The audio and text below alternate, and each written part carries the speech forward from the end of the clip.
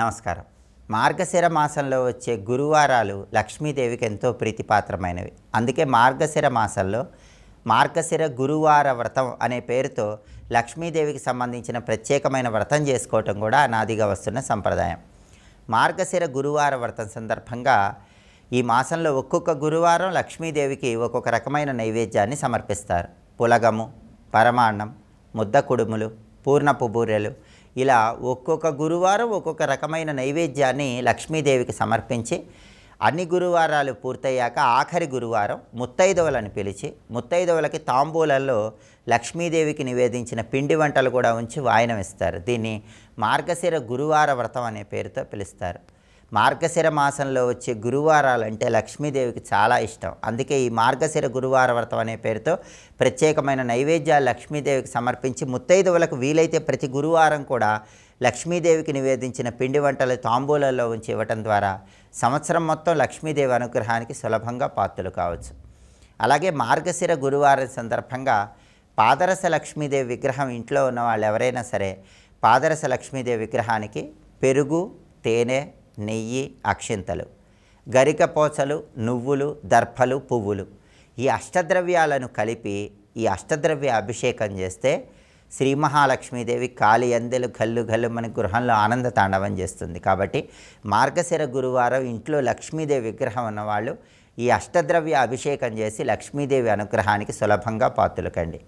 అలాగే మార్గశిర గురువారం సందర్భంగా ఎవరైనా సరే దానిమ్మ మొక్క ఇంటి ఆవరణలో నాటితే చాలా మంచిది. తీవ్రమైన ఆర్థిక ఇబ్బందుల నుంచి సులభంగా బయటపడవచ్చు. ఖర్చులు తగ్గుతాయి, ఆదాయ మార్గాలు పెరుగుతాయి. లేదా ఎక్కడైనా దగ్గరలో దానిమ్మ చెట్టు ఉంటే అక్కడికి వెళ్ళండి. దానిమ్మ చెట్టు దగ్గర దీపం పెట్టి దానిమ్మ చెట్టుకు ప్రదక్షిణాలు చేయండి. మార్గశిర గురువారం దానిమ్మ చెట్టు నాటడం లేదా దానిమ్మ చెట్టుకు ప్రదక్షిణాలు చేయటం, దానిమ్మ చెట్టు దగ్గర దీపం పెట్టడం ద్వారా శ్రీ మహాలక్ష్మీదేవి సంపూర్ణమైన అనుగ్రహం కలుగుతుంది.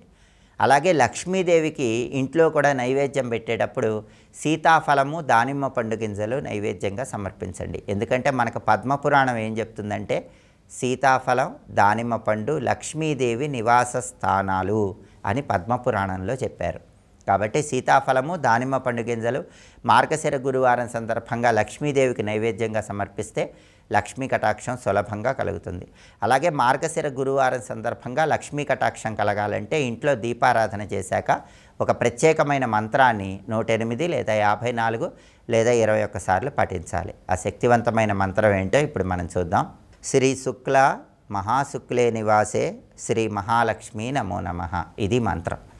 ఈ మంత్రం చదువుకోవటం, అలాగే గంధం రాసిన మారేడు దళాలతో లక్ష్మీదేవి విగ్రహానికి కానీ చిత్రపటానికి కానీ పూజ చేయటం, లేదా లక్ష్మీదేవి విగ్రహం ఉంటే గంధం రాసిన మారేడు దళాలు సమర్పించటం, లేదా మారేడు దళాలు కలిపిన జలాలతో లక్ష్మీదేవికి అభిషేకం చేయటం ద్వారా లక్ష్మీ కటాక్షం సంపూర్ణంగా కలుగుతుంది. అలాగే వట్టివేళ్ళు అంటే కూడా లక్ష్మీదేవికి చాలా ఇష్టం.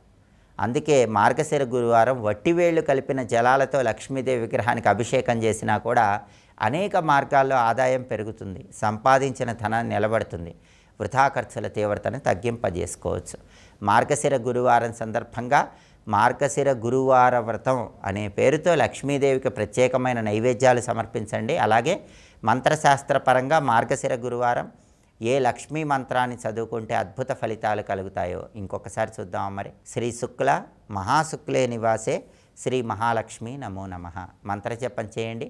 లక్ష్మీ కటాక్షానికి సులభంగా పాత్రలు కండి. స్వస్తి.